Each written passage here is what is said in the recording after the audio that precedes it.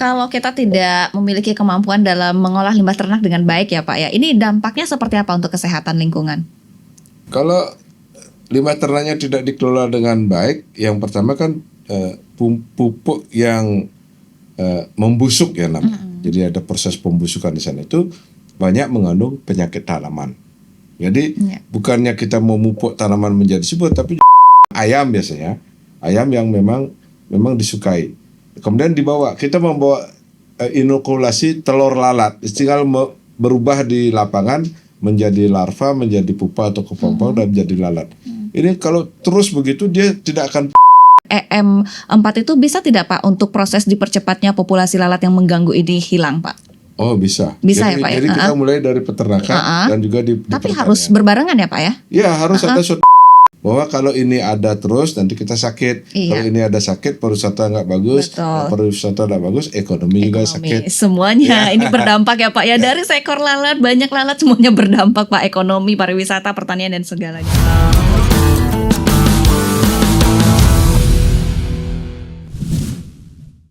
Salam organik dan lestari. Halo sahabat organik, bagaimana kabarnya hari ini? Mudah-mudahan semua kabarnya luar biasa baik ya.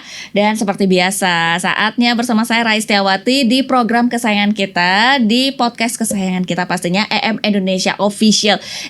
Jangan lupa like, komen, share, dan subscribe dulu ya untuk banyak mengetahui informasi apa saja yang kita share di channel kita.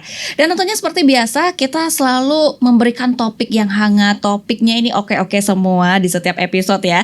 Kali ini kita akan membahas terkait pengembangan pertanian organik di Bali. Yang kita bahas itu ada tantangannya seperti apa, peluangnya seperti apa, dan inovasi dengan EM seperti apa.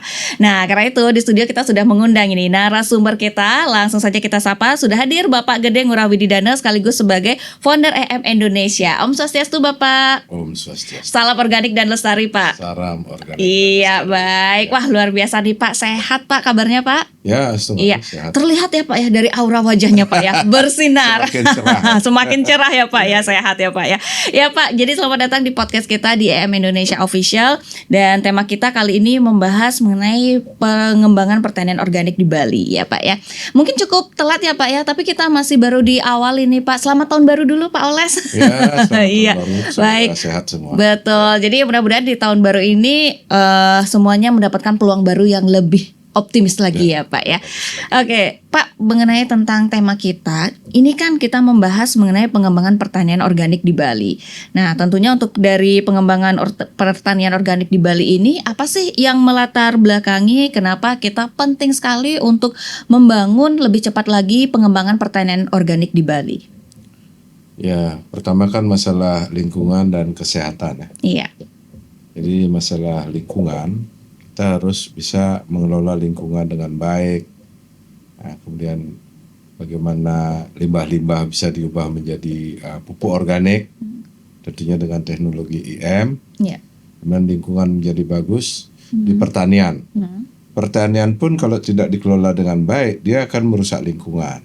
Karena ada menggunakan pupuk kimia atau bahan-bahan pestisida yang kebanyakan, itu merusak lingkungan dan juga akan menyebabkan kesehatan. Jadi terjadi masalah kesehatan. Makanannya terkontaminasi polusi.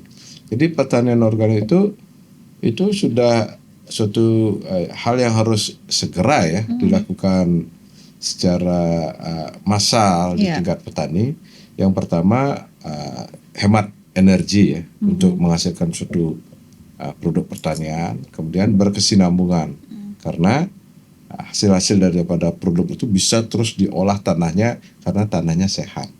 Jadi lingkungan, kemudian pertanian yang berkelanjutan, dan juga bagaimana Bali bisa menjadi contoh dunia bahwa pertanian organik itu bisa dilakukan di Bali karena Pulau Bali yang sangat strategis dan juga istilahnya menyatu ya, menyatu dan bisa menjadi corong dunia, bisa masyarakatnya belajar ke Bali di tingkat nasional juga internasional, sehingga pertanian organik itu bisa meluas. Kemudian di samping untuk kesehatan dan juga untuk umur panjang dan kecantikan. Jadi ini sangat bagus ya, diajarkan kepada generasi muda sehingga generasi muda mengerti untuk melanjutkan cita-cita ya perjuangan pertanian organik. Berarti kalau dijabarkan tadi Pak ya, kelebihan dari pertanian organik itu banyak sekali ya Pak ya. Ini sudah terstruktur semuanya Pak. Kalau kita berbicara dari kelebihan pertanian organik ini sendiri. Nah, kalau untuk di Bali sendiri, ini contoh pertanian organik yang sukses apa itu Pak? Sebenarnya kalau pertanian organik yang di Bali itu sudah dilakukan secara alami ya. Misalnya melakukan pertanian terpadu dengan konsep peternakan, daur ulang limbah organik, kemudian limbah organik dari kotoran sapi, kotoran ayam, kotoran babi kambing itu digunakan untuk pupuk. Itu mereka sudah sukses ya dilakukan. Bagus misalnya pada tanaman padi, kemudian pada wija, bunga, sayur, kemudian pada tanaman keras seperti kopi, coklat, cengkeh. Nah, karena bahan baku daripada pupuk kimia itu semakin lama semakin mahal, petani sudah memilih pertanian organik itu yang cocok dan bisa istilahnya produktivitasnya tinggi dan juga terjangkau harga pemupukannya. Ini sudah bagus. Tapi kadang-kadang karena ini perlu edukasi terus. Kalau karena petani itu dia ingin cepat memakai, dia membeli pupuk kimia menggunakan pestisida kimia yang tidak terkontrol, sehingga jalan pintas ini yang menyebabkan kembali lagi merusak tanah itu. Padahal awalnya sudah ini ya Pak ya, sudah sesuai konsep, tapi pada akhirnya kan karena tidak sabar ya Pak ya, akhirnya seperti itu ya Pak. Nah kalau kita ini Pak berbicara mengenai tentang dari penggunaan limbah kotoran ternak, ini biasanya sebagai pupuk organik. Nah tapi banyak yang belum bisa mengelolanya. Seharusnya seperti apa sih Pak untuk mengelola dari limbah kotoran ternak ini Pak? Jadi limbah kotoran ternak itu bahan baku yang sangat subur ya untuk pupuk. Tapi dia harus diolah. Diolah menjadi kompos atau menjadi bokasi. Untuk menjadi kompos dia butuh waktu yang lebih lama. Jadi secara alam dia menjadi mengalami komposisasi itu ya. Terus tapi ada teknik dengan menggunakan EM itu dia cukup waktu mungkin 3 minggu. Itu sudah bisa terfermentasi menjadi pupuk yang siap pakai. Dan pupuk yang siap pakai ini sebenarnya ditunggu oleh petani, didistribusikan atau petani bisa diajarkan cara mengolahnya. Jadi dengan pengolahan yang bagus, pupuk bokasi itu bisa diproduksi oleh petani. Dan juga bahan baku ini kan bukan hanya dari pertanian atau peternakan, tapi juga dari sampah organik, sampah kota organik, limbah restoran organik itu bisa diproses fermentasi sehingga menjadi pupuk organik. Kalau kita tidak memiliki kemampuan dalam mengolah limbah ternak dengan baik ya Pak ya, ini dampaknya seperti apa untuk kesehatan lingkungan? Kalau limbah ternaknya tidak dikelola dengan baik, yang pertama kan pupuk yang membusuk ya namanya. Jadi ada proses pembusukan di sana itu banyak mengandung penyakit tanaman.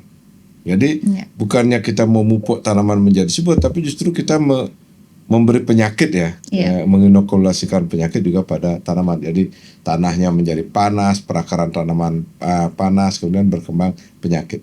Yang kedua mengundang serangga-serangga yang tidak diinginkan, misalnya seperti lalat buah, kemudian lalat rumah berkembang di sana, atau juga nematoda atau cacing-cacing tanaman yang merusak perakaran tanaman. Atau mungkin mikroorganisme yang menyebabkan penyakit dan tanaman itu menjadi produktivitasnya turun. Iya, berarti untuk solusi mengatasinya ini biasanya diakali dengan cara apa Pak? Nah, diakali dengan memberikan pupuk organik yang sudah terfermentasi atau sudah mengalami kompos. Jadi sudah terfermentasi, kita memberikan memfermentasi, memberikan semprot dengan EM, sehingga pupuk itu terfermentasi dan sedikit mengandung penyakit atau sedikit mengandung bahan serangga yang kurang bagus seperti lalat. Iya. Nah apalagi Pak, ini kan Pak Olah sebagai founder EM Indonesia ya Pak ya. Nah apalagi yang EM4 ini bisa dilakukan, apa yang bisa dibantu dalam kesuburan tanah itu sendiri Pak? Jadi dengan EM itu kan bisa kita memfermentasi molas dan EM untuk menyiram tanaman, kemudian untuk menyemprot dari kandang-kandang.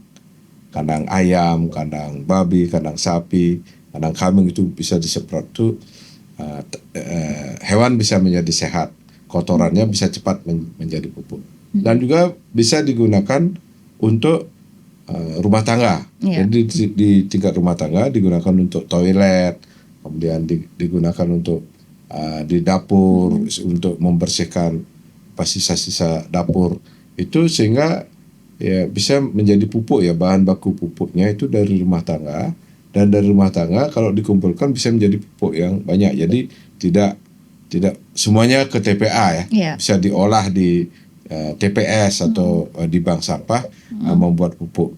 Kemudian di tingkat rumah tangga bisa juga membuat tanaman dalam pot. Tanaman dalam pot ini kan menyuburkan, juga mengurangi biaya-biaya dapur atau rumah tangga, karena bisa membuat misalnya produk-produk sayur, cabai, tomat, seledri dari dalam rumah. Jadi ini daur ulang ini bisa dimulai di tingkat rumah tangga, kemudian di tingkat yang lebih besar lagi di tingkat peternakan, kemudian di tingkat perikanan, kemudian lebih luas lagi di tingkat kecamatan, desa, kota ini, sehingga daur ulang apa yang merusak itu bisa digunakan untuk kembali untuk pupuk.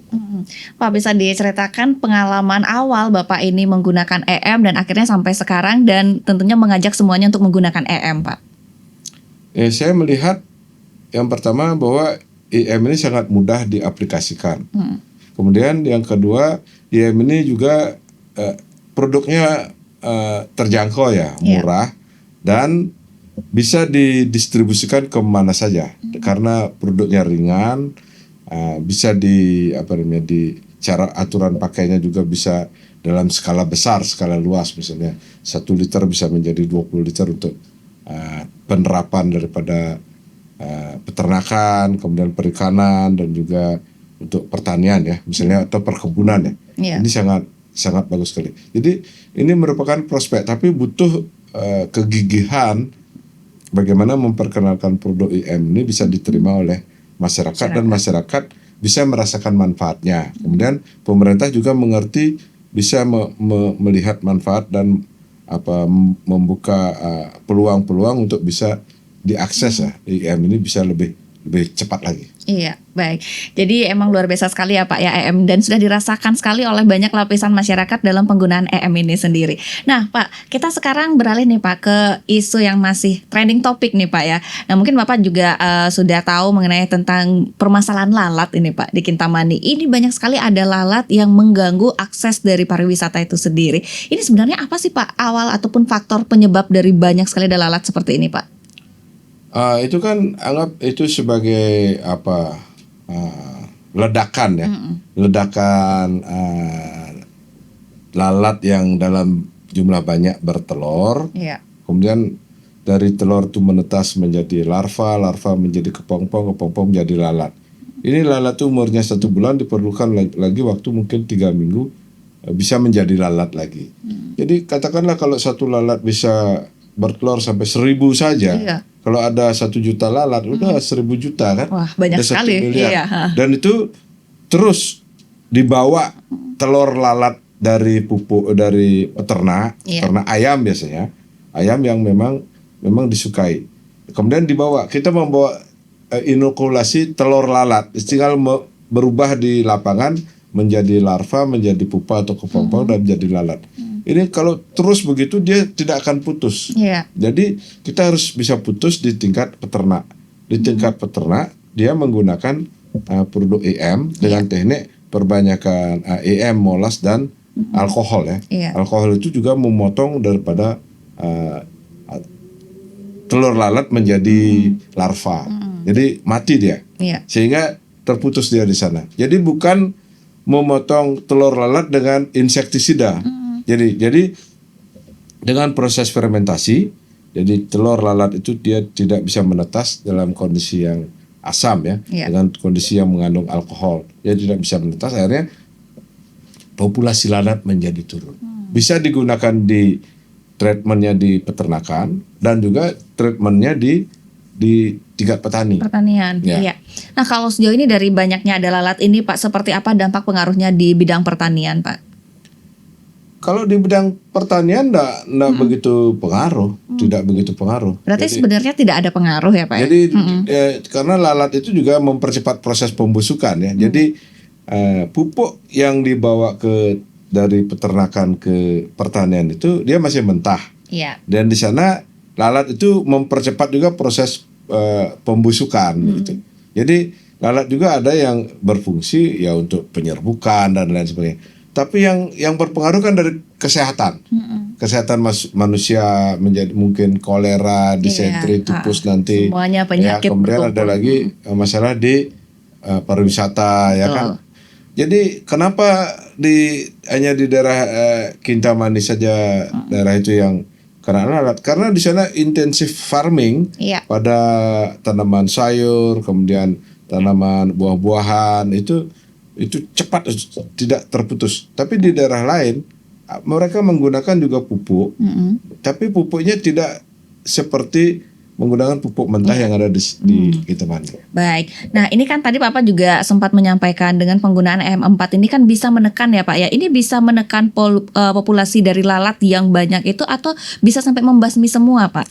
Jadi yang pertama dia menekan. Menekan dulu ya Pak. Menekan itu karena telur lalat tidak menjadi larva. Iya. Jadi kalau dia bisa menekan 50% saja, dia sudah terjadi penurunan populasi. Iya. Kemudian dari 50% itu berkurang lagi jadi 50% menjadi 25%. Jadi begitu konsepnya. Jadi kalau ini tidak dilakukan, tapi kita terus menambah telur-telur lalat dengan pupuk ya. Iya. Jadi kalau di dalam pupuk itu ada telur lalat, dia tinggal menetas saja terus. Dan lalat itu juga bertelur dan menetas berkembang beranak pinak ya. Jadi dia menjadi ya seperti pandemi di daerah itu, pandemi lokal ya. Iya. Tapi ini harus diputus. Jadi konsepnya itu harus dilakukan. Pak, kalau bayangan saya seperti ini, bisa tidak Pak kalau misalnya nih kita bersama-sama dengan semua petani berkumpul kemudian langsung gunakan EM4 itu bisa tidak Pak untuk proses dipercepatnya populasi lalat yang mengganggu ini hilang Pak? Oh bisa. Bisa jadi, ya Pak ya? Jadi kita mulai dari peternakan dan juga di Tapi pertanian. harus berbarengan ya Pak ya? Ya harus ada suatu kesadaran bahwa ini adalah tugas kita. Iya betul. Tugas untuk mengamankan, menyelamatkan Bali dari kesehatannya yang menjadi kesehatan masyarakat yang lebih bagus. Kemudian untuk produktivitas pertanian, kesehatan masyarakat menjadi lebih bagus. Ini bisa menjadi gerakan massal. Iya. Jadi supaya jangan sampai lalat ini seperti sudah menjadi ini ya Pak ya, boleh dibilang dah menjadi ketakutan masyarakat, terutama masyarakat di Kintamani. Kita lihat lalat ini banyak sekali dan mengganggu akses pariwisata masalahnya. Iya, jadi itu bisa dilakukan. Iya. Bisa dilakukan. Yang terpenting kompak ya Pak ya bersama. Jadi berbagai teknik ya. Salah satu dari segi fermentasi. Iya. Kemudian teknik lainnya dari ada misalnya mesin ya, mesin penangkap lalat kan bisa, Iya. atau lem ya, lem penangkap lalat begitu bisa. Jadi tekniknya bisa dengan teknologi dan juga dengan mesin atau manual, dan juga bisa digunakan dengan kesadaran masyarakat yang serentak untuk membasmi ini. Ya sama dengan kita membasmi demam berdarah begitulah. Iya, jadi harus kompak bersama-sama ya Pak ya. Jangan cuma hanya dari satu sisi saja. Jadi semua masyarakat mungkin bersama-sama ya Pak ya, diajarkan bagaimana cara penggunaan ini, apalagi sekarang sudah ada M4, sebenarnya praktis sekali Pak ya. Ya, ini bisa dilakukan kerjasama dengan pemilik pariwisata yang mensponsori subsidi daripada penggunaan produk IM, kemudian kesadaran. Harus ada edukasi dulu. Bahwa kalau ini ada terus nanti kita sakit. Kalau ini ada sakit, pariwisata nggak bagus. Kalau pariwisata nggak bagus, ekonomi juga sakit. Semuanya ini berdampak ya Pak ya. Dari seekor lalat, banyak lalat semuanya berdampak Pak. Ekonomi, pariwisata, pertanian dan segalanya ya Pak ya. Pak, ini saya kemarin sempat nih lihat scroll di medsosnya Pak Oles. Nah waktu ini Bapak sempat melakukan perjalanan ya Pak ya akhir tahun di Jepang. Itu dalam rangka Village Festival di Okinawa di Jepang. Nah boleh diceritakan Pak itu pengalamannya seperti apa aja Pak? Ya itu kan setiap 2 tahun ya ada namanya Universal Village. Jadi EM, riset-riset yang ada di Jepang itu tentang EM diinformasikan. Kemudian riset praktis juga diinformasikan. Nah khusus yang di Jepang ini dilakukan di Okinawa. Itu bekerja sama dengan EMRO, Effective Microorganism Research Organization. Dia memiliki suatu proyek namanya universal village, bagaimana membuat desa, kalau di sini desa pertanian terpadu, desa pertanian unggulan Iya. yang bisa menghasilkan produk pertanian, energi, makanan yang mencukupi desanya itu. Kemudian ada lagi bisa menghasilkan kesehatan, dan juga bagaimana menciptakan masyarakat yang lebih harmonis ya, Iya. bahagia, akrab lingkungan. Nah, ini bisa dilakukan juga di Indonesia. Jadi dengan konsep-konsep daur ulang limbah organik dari sampah, kemudian dari supermarket, itu dikelola dengan baik sehingga menghasilkan pupuk. Pupuk inilah yang digunakan untuk memupuk tanaman-tanaman yang ada di sekitar, di komunitasnya itu. Iya, berarti kalau di komunitas pada saat itu sempat tidak Pak berbagi pengalaman mengenai tentang penggunaan EM dari seluruh di berbagai negara? Ya, jadi kan ada 20 negara yang Iya. ikut itu. Cukup banyak ya Pak ya, 20 cukup negara banyak, Pak ya? 20 negara. Kemudian di sana kita berbagi informasi, kalau di misalnya di New Zealand bagaimana, di Australia gimana, Iya. di Thailand, di Vietnam, di Indonesia atau di Jerman, banyak itu. Nah, keunggulan-keunggulan ini kan masing-masing daerah memiliki spesifik ya. Iya. Ya, kalau di Indonesia karena tropis dan orangnya banyak dan Iya. juga cara mengolah sampahnya berbeda ya dengan di Jepang misalnya. Kita sudah bisa lakukan itu kan, sudah ada lakukan bank sampah. Nah, asal produk-produk atau proyek yang kita lakukan itu kan continue. Jangan kalau di sana, kalau di sini kan angin-anginan ya atau anget-anget Iya. ayam ya. Itu harus continue. Jadi tujuan daripada kita menciptakan suatu proyek untuk lingkungan itu bukan 6 bulan, 1 tahun, itu harus continue. Dan ini pendanaannya bisa dari pemerintah daerah, bisa dari pemerintah pusat, atau bisa jadi swasta, jadi Iya. CSR itu. Nah, istilahnya kita harus serius menangani lingkungan, karena lingkungan itu adalah menandakan peradaban kita lebih bagus ya. Iya. Pariwisatanya lebih bagus, kehidupannya lebih bagus, kesehatannya lebih bagus. Jadi kuncinya dari lingkungan. Jadi lingkungan itu memang kita baru sebatas slogan ya. Betul. Slogan cinta lingkungan, Iya. konsep-konsep yang mencintai lingkungan itu kan banyak ya. Baru hanya jalan konsepnya saja ya Pak ya. Misalnya Prakteknya belum. Iya. dan lain-lain. Baik. Itu jadi ini harus dilakukan secara kontinu. Kalau terputus, Iya. itu artinya dilupakan, mulai lagi. Iya. Nah, setelah itu, setelah kita kontinu ini, kita bisa mendapatkan data dan kita bisa membuat suatu model untuk penelitian, untuk Iya. pariwisata lingkungan, untuk mengundang-undang atau mungkin membuat seminar yang lebih besar lagi, bisa dilakukan di Bali. Iya, kalau tadi saya sempat dengar ya Pak ya, ini ada sedikit perbedaan mungkin untuk di Indonesia sendiri ataupun di luar negeri untuk cara dari menata lingkungan sendiri, mengolah sampah dan sebagainya Pak ya.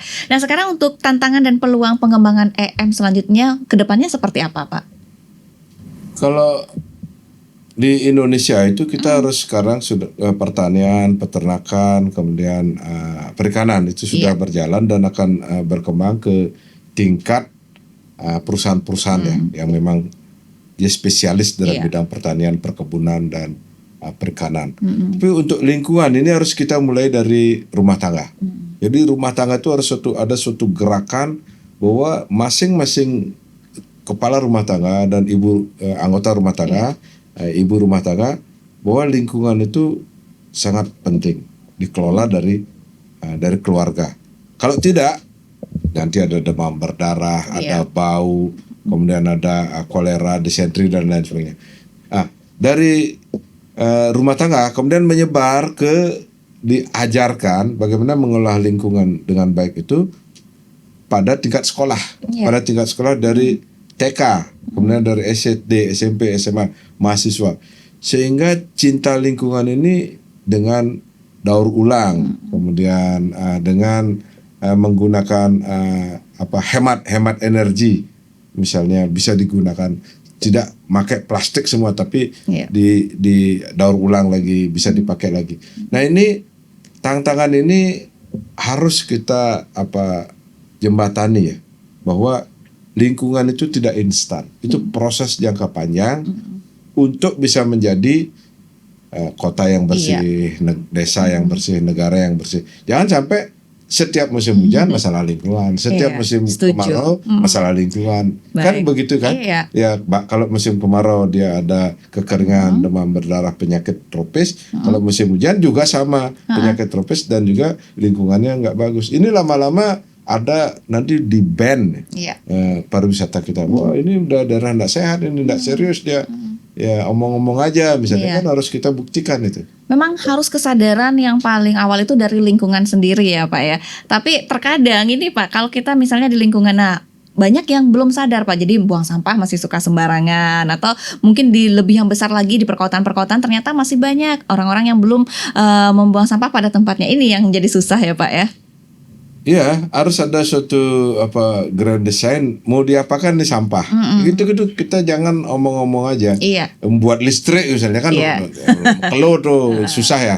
Jadi misalnya daur ulang, kemudian misalnya apa yang tidak bisa kita melakukan pembakaran, kita membuat pupuk, kemudian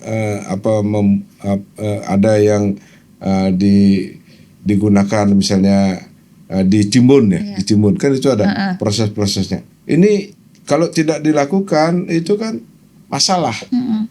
Akan menjadi permasalahan lebih besar lagi, lebih rumit lagi. Apalagi kalau kita melihat ya Pak ya, untuk urusan sampah ini sekarang kan sebenarnya lebih banyak aktivisnya saja yang bergerak. Tetapi kalau kita tanya lagi kepada lingkungan pribadi masing-masing, semua masih susah ya Pak ya. Masih belum sadar, banyak yang belum sadar. Ya harus ada contoh. Jadi contoh misalnya yang gampang. Contoh kebersihan lingkungan misalnya setiap minggu. Setiap minggu itu di got-got masing-masing. Nah, itu dari sana sudah ada kesadaran kan? Kemudian pertamanan di daerah masing-masing. Jadi bagaimana tanamannya di depan rumahnya bagus? Karena menggunakan pupuk organik dari rumahnya sendiri. Kemudian di tingkat desa. Ada got-got yang macet, itu kesadarannya masyarakat. Sekarang kan menunggu mereka, menunggu ya. Ya dari pemerintah juga nggak boleh menunggu, sudah siap dia. Baik, setuju sekali itu. Jadi semua ini poinnya harus sama-sama sadar ya Pak ya, yang pastinya supaya bisa semuanya bersinergi dengan baik. Pak Oles, sebelum kita tutup podcast kita untuk hari ini, apa yang ingin Pak Oles sampaikan untuk sahabat organik mengenai tentang harapan-harapan selanjutnya Pak? Kita melihat sumber daya manusia yang bergerak dalam bidang pertanian kan menurun. Sekolah-sekolah mahasiswa pertanian juga menurun, pemilik lahan pertanian juga menurun, lahan-lahan pertanian bisa terbengkalai karena ditinggal ke luar negeri dan lain sebagainya. Jadi kita harus yang pertama melakukan mekanisasi, jadi menggunakan mesin-mesin pertanian. Kemudian fokus pada produk. Produk apa yang dihasilkan, produk apa yang diolah, dan produk apa yang bisa dijual ya, bisa menghasilkan keuntungan. Kemudian bagaimana konsep pemasarannya itu bukan saja lokal tapi juga ke internasional. Jadi produk pelayanan daripada produk pertanian itu. Kemudian bagaimana konsep menggunakan pertanian dengan biaya murah, atau dengan konsep daur ulang yang disebut dengan low input ya, sustainable agriculture, pertanian berbiaya rendah dan berkesinambungan. Baik, jadi itu yang tentunya harus menjadi terobosan kita selanjutnya ya Pak Oles ya. Pak Oles, terima kasih sekali nih atas ilmunya dan semakin sering berbagi edukasi mengenai tentang EM. Ini sangat luar biasa sekali ya Pak ya, karena kedepannya tentunya ini semua masyarakat jangan cuma 1, 2, 3 orang saja yang paham, semua harus paham ya Pak ya. Harus. Dan menjaga lingkungan juga jangan hanya tugas beberapa orang aja, tapi dimulai dari diri sendiri Pak ya. Ya baik, sahabat organik, demikian tadi obrolan kita bersama founder EM Indonesia Bapak Oles. Dan terima kasih sekali sahabat organik sudah menyaksikan di program podcast kita di EM Indonesia Official. Jangan lupa like, comment, subscribe, dan share video ini ya. Dan salam organik.